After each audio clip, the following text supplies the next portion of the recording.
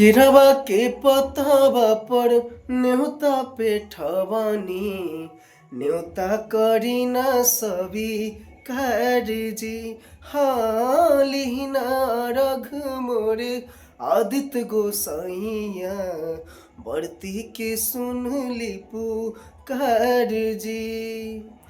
देहब अर्घ दोनों बेरा आदित्य तोहे संझिया फजीरे दूसरा अर्घ लेके मांगब से आसे गंगा के तीरे। दिन के सहैया रौवे रोग हरैया जी रौवे से जग में जोर जी। हाँ केरवा के पतवा पर न्योता पे ठवानी न्योता करी ना सभी जी। कैसा लगा गाना?